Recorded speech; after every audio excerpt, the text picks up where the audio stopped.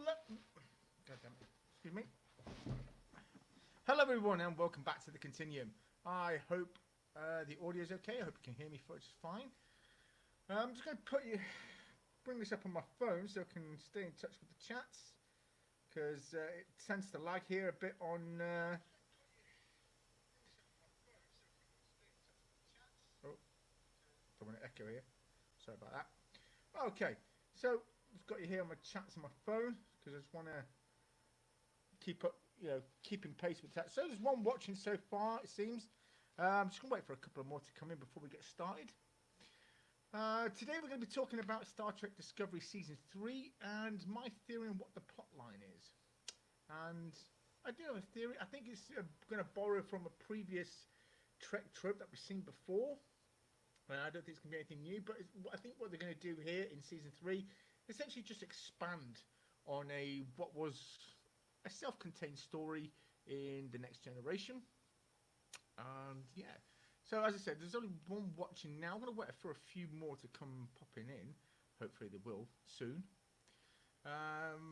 Yeah, so as I was saying just a minute ago, my theory is in Star Trek Discovery Season 3 is they're going to basically expand on a story that we've already seen in The Next Generation and basically sort of just have that go out, sort of stretch over a season.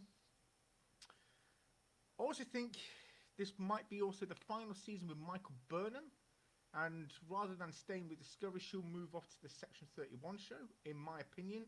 I might be wrong, like I said, this is just a theory video, it's not facts, I've got nothing to corroborate this.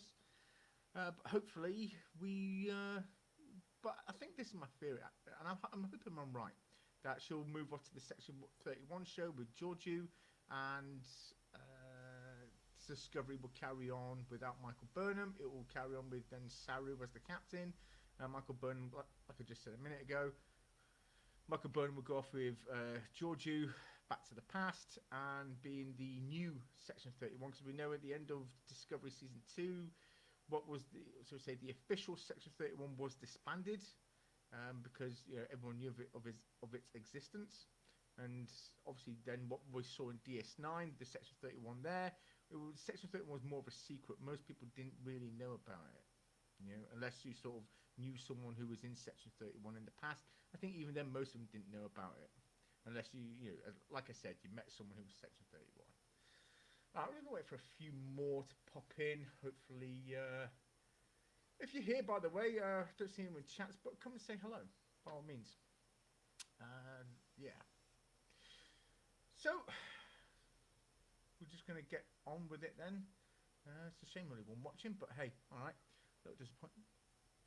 Let's get on with it. Alright, so what we'll do is we're going to bring up some images. Unfortunately, they've not uploaded correctly. They've uploaded out of order, unfortunately. But I'm going to share it anyway. I'm going to go through my theory bit by bit, and you'll understand what my theory is. Okay, so we'll just go to share screen. Lovely. Opera tab and Google Drive. Don't need audio. Okay, so I'm going to start off. As I said, unfortunately, they've loaded out of order. I'm sorry about that. Not much I could do. Let's bring that up. 1 second. So, as we saw at the end of season 2, what we saw was Michael Burnham and the Discovery crew go through a temporal anomaly and leave the 23rd century behind them and go off into the future. Now, this is where, obviously, I think this dystopian future will arise in I think it's the 31st century they're in, or the 32nd, I'm not too sure. I think it's the 31st century they've arrived in, or 31st century, whatever. 31st or 32nd, I'm not sure. I think it's the 31st century, I might be wrong. And here we are seeing, obviously, Michael Burnham has crash landed in an angel suit, which looks a little destroyed there, so, obviously, maybe they can repair it later on. But my theory is this. As they arrive in the future, Michael Burnham and the Discovery crew get separated, And throughout the year, obviously, Burnham will be on a mission to figure out what went wrong in the future, why the Federation is no longer what it is, how it fell apart, and of course, the Discovery crew are sort of stuck in this new future and have to try and sort of make their way through at least the Alpha Quadrant, I'd say, to find Michael Burnham. Now, this is where it gets a bit interesting, I think. That this is going to sound a lot like the episode Yesterday's Enterprise. Okay, a Federation ship goes through a time anomaly into the future, and that future is all of a sudden dystopian. So the Discovery is now a fish out of water. Despite what we heard about rumours and everything else, that the move Discovery into the future to avoid canon and this, that, and the other, that might be true. But I also think Discovery might end up going back to the past, not necessarily to the 23rd century, but definitely back to roughly around 23rd, 24th, maybe the 25th century. We don't know. But my theory is that because they weren't there in the past, the whole thing began slowly falling apart, and they need to go back and fix it, but they don't know how. First of all, they need to figure out what went wrong, and this is where Michael Burnham will come into it. Okay, this is where, hold on, she'll meet, where was it? Sorry, give me a second. This is where she will meet this fella. Okay, obviously, maybe the president of the Federation of that time, or at least some Federation official, at least, that will tell her everything that's happened over the last century to a degree, but isn't quite sure what went wrong. At least because for him, it's probably been so long. From his point of view, this happened centuries in the past. History's been distorted a lot, and probably a lot of it's been lost as well. However, he will send her on a journey. So, go back. Where has it gone now? There it is. So he will send her on a journey to try and figure out what went wrong. And the first place she will stop, I think, will be... if it loads up, the Trill homeworld. Look at that. They're easily identifiable with all the spots down there, down the sides of their faces. And yeah, so that's the first place they'll go. They'll go to the Trill homeworld, and they'll go and see. These Trill will take Michael Burnham down to the symbiont pool, or the pools where the symbionts live. Oh, wrong one. I'll forget it. Hold on. It's this one here.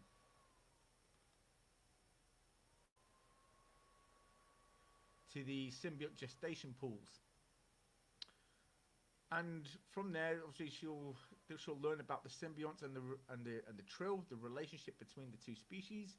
Because I think at this point, I don't know if at this point in fact they did in the 23rd century, they were aware of the Trill, but even still, they'll probably just for new fans who are watching the show, explain the Trill relationship, the hosts and the symbionts. And for most who don't know, when a symbiont goes back into the pool, because there is a sort of like a mother symbiont, that when the symbiont, the smaller symbionts go back, they share their knowledge with the rest of the symbionts, and yeah, so all the knowledge then gets sort of deposited into this mother symbiont. So from there, and we see her actually get into the pool. If I can find the image, it's somewhere. Here we are. Now, here we see Michael Burnham in the pool, and obviously she'll probably get imparted with some of the knowledge, probably from one of the Trill. Who knows? Maybe we'll even might even hear about the Dax symbiont. Maybe the Dax symbiont will be the mother symbiont.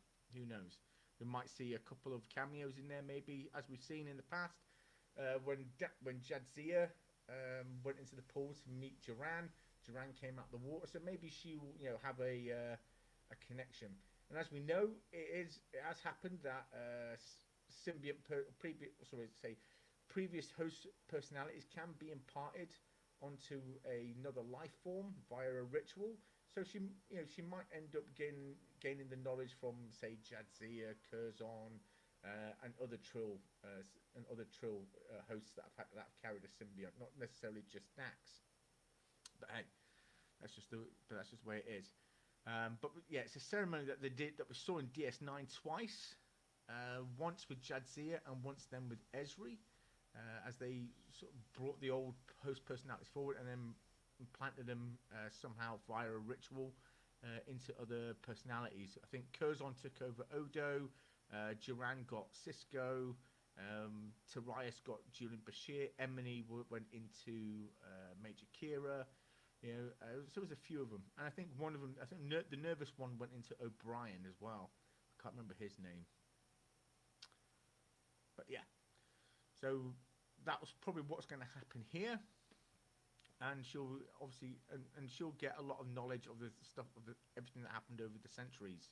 She'll probably learn of the Dominion War. And probably see a nice little flashback in there, like a quick little cutscene of the Dominion War, the experiences from Dax and other hosts. So that's pretty cool. I've got no problem with that. It's still within canon, so it is possible. But we also know that, so from there, and this is going to be a year-long journey for Michael Burnham, because we see her, for instance, when she meets for instance, I think she'll go to Starfleet headquarters, or at least Earth, the Federation headquarters. Here we see her with short hair, standing with the guy, probably the president of the Federation or whoever it might be. And as I said, you see her here with short hair, and over a period of time, over the course of a year, which was mentioned in the trailer. So we're probably going to find that most of the season she's going to be on her own. Sorry about this. This was from a screenshot I took on my phone. So excuse the, yeah, I didn't actually click away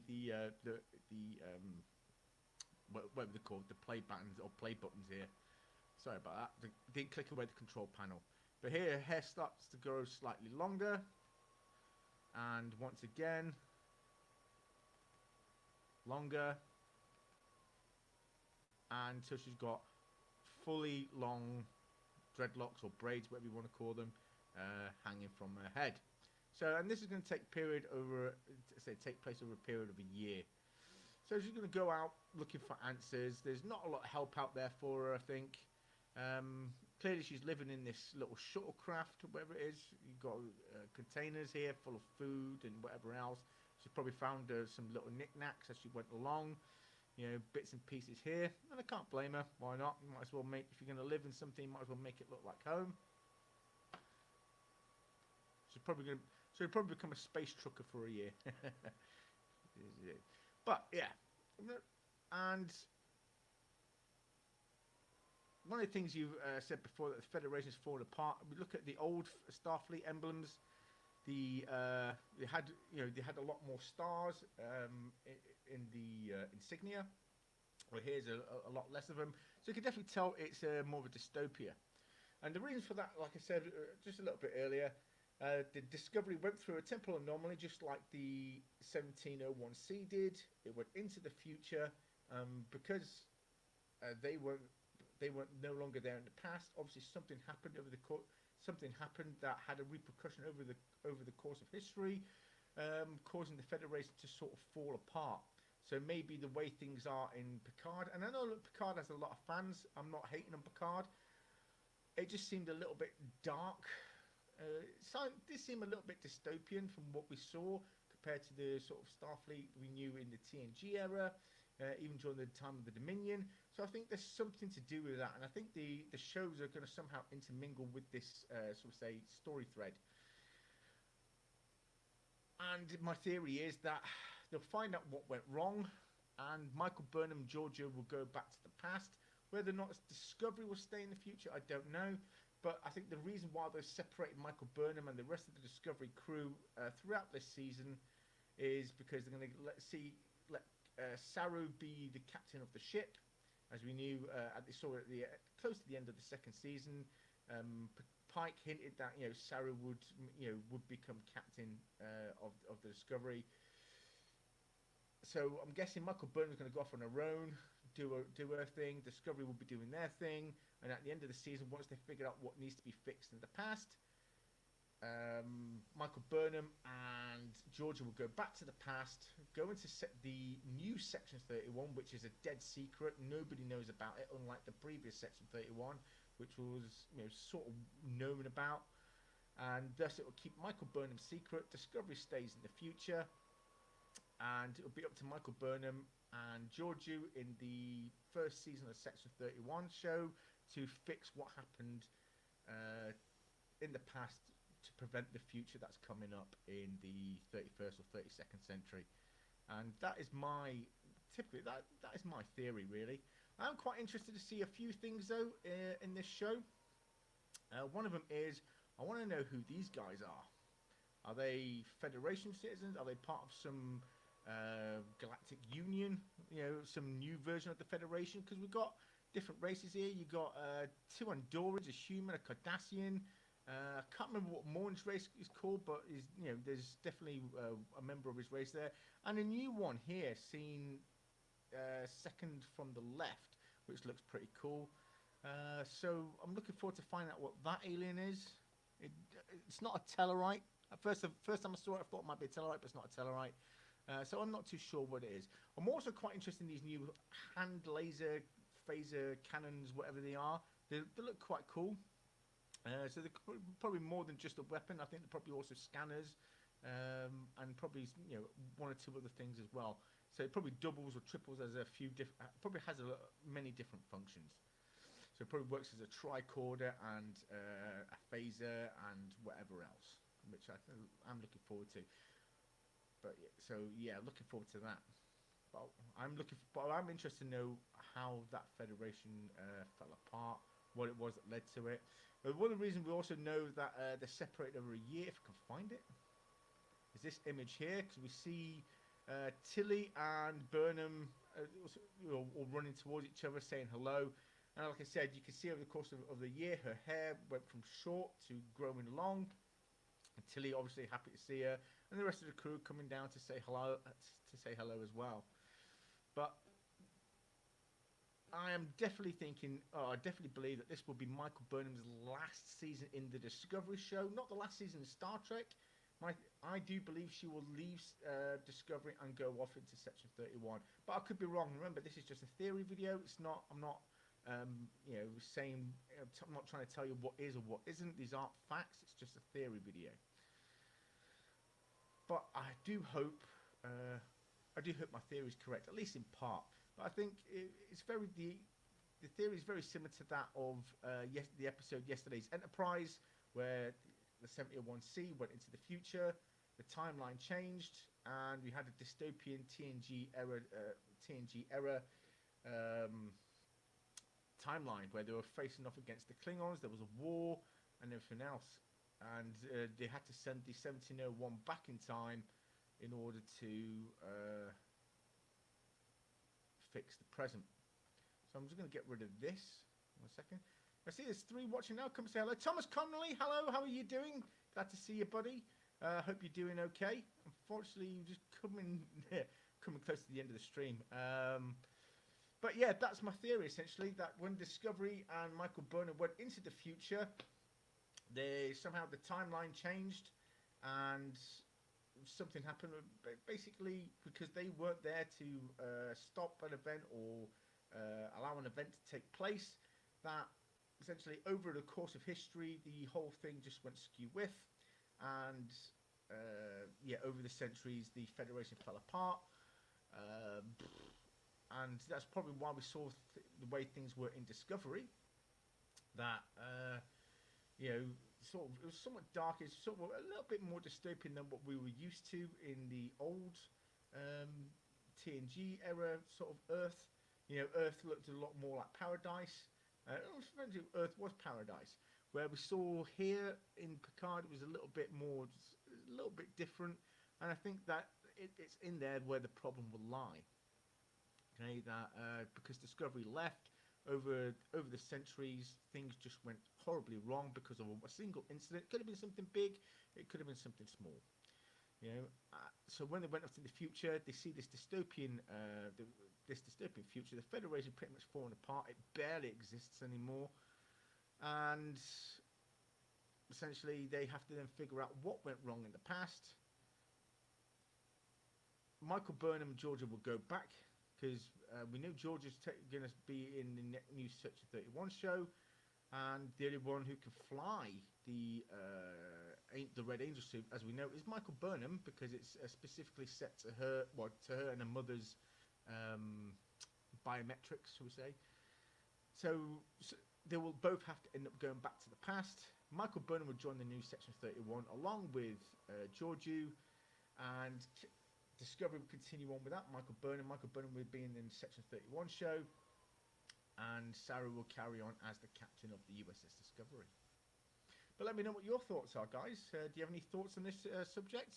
Do you think I'm right? Do you think I'm wrong? Do you have any theories of your own that you'd like to share in the chat? Don't be shy. Don't be shy. I don't bite. You know, if you've got a theory that's sort of different, or maybe an idea that might add to what I just said, or might be better, put it in the chats, guys. Don't be afraid. Excuse me, a little bit parched. By the way, I just want to apologise for being late a little bit earlier. My computer crashed, so I had to wait for it to boot back up and everything else, and it was a nightmare. Technically, I can watch Next Generation any time, but new stuff is really, really hard to watch.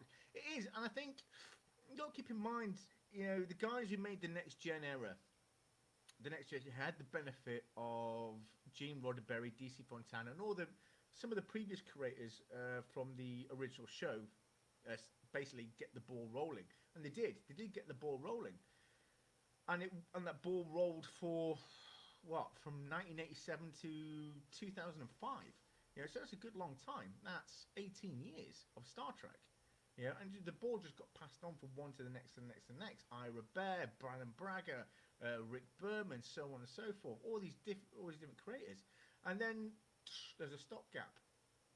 And then when Discovery came back, unfortunately, we had two problems. One, none of the original creators came back, apart from what's his name, Jonathan Frakes as the director. I gotta say, when he directed an episode, they were generally the best episodes of the season. When he would direct an episode, they were the best episodes of the season, whether it's season 1 or season 2 of Discovery, or even in Picard. The ones he directed were absolutely brilliant. He knows how to direct a good story. Excuse me. However, the writers and creators don't have the benefit of the previous creators. There's no one was there to pass the ball on, pass the torch on to them, or the Bible, as well as a lot of the stuff that was from that era. Got to remember, it was auctioned off in 2006 when Les Moonves cancelled Star Trek and said, right, we don't need this anymore. Star Trek's kind of dead. Nobody's watching it. All these sets, all the props, the uniforms, the scripts, film, everything. Manuals, designs, drawings, blueprints, models, cameras, everything that was used for that show got auctioned off. And what couldn't get auctioned off, they just threw it away, basically. So, I know a lot of people give the new creators a bad time and say, you've got to remember, they had to start from scratch with literally very little help, But I think with Mike McMahon on the team, and he probably won't just be working as a creator on Lower Decks. I think he'll probably end up helping on the other shows as well. I think we'll probably kind of turn things around, And I do think it can change. I mean, I will say Discovery season 1 was not the best. Season 2, was an improvement over the first one. I did enjoy season 2. Apart from the last episode, there were some silly bits in there, unfortunately. But on the whole, I did enjoy the second season a lot more than the first one. The second season wasn't too bad.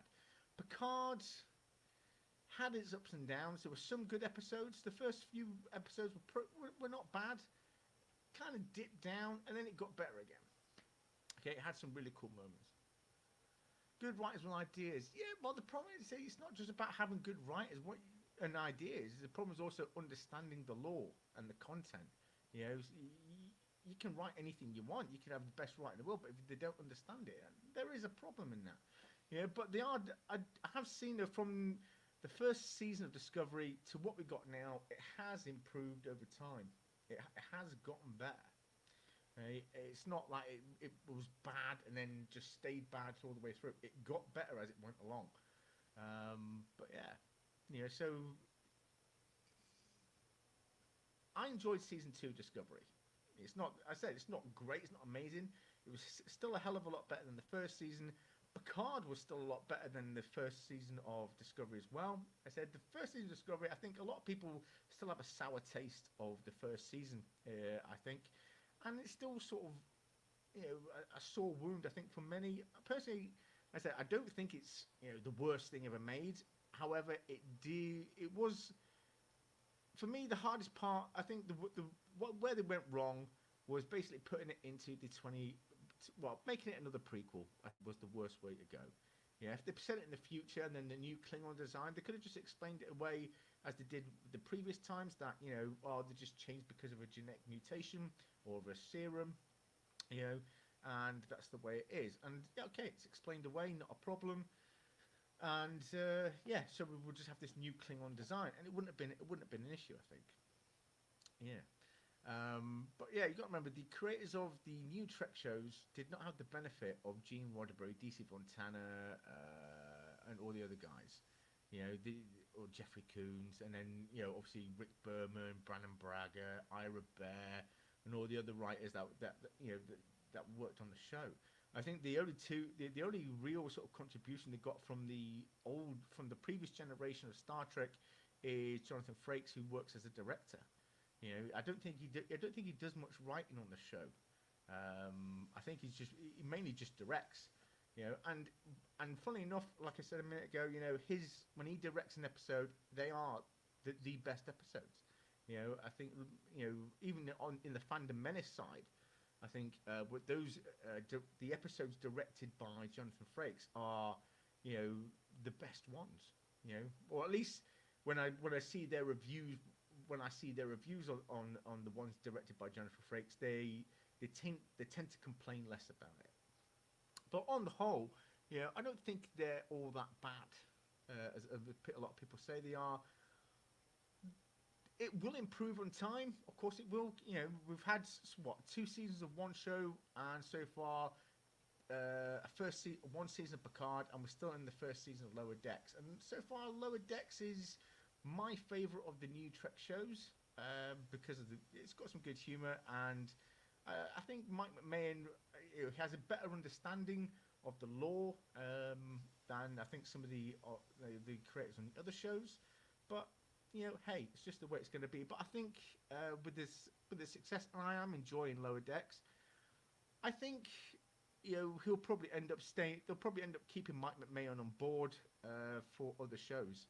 And I am looking forward to Strange New Worlds as well. Apparently it's going to be a lot more like previous Trek, where self-contained stories.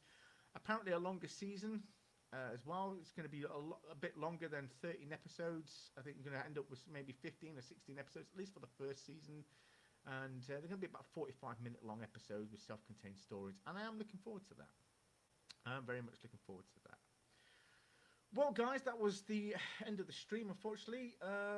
Sorry if some of you missed it, and yeah, but I think it's a little bit difficult when you got Law Reloaded and I think Bird of Prey running the streams at the same time. I know where most people are going, but yeah, hey, it's just the way that worked out, really. But guys, I want to say thank you for coming, and obviously, thank you for watching. Even if it's a rewatch. I'll say live long and prosper, and don't forget to hit the like, comment, and don't forget to subscribe. And if you want to share the video, please share the video. And if you want to reach out to me, you can reach me on Twitter. Also, there is a link to my PayPal in the description, or there will be in a few short moments. So if you feel like you want to support the channel and help me out, and maybe help me get a better microphone and a better camera, I would greatly appreciate it. Thank you. And until next time, my friends, here in the Continuum.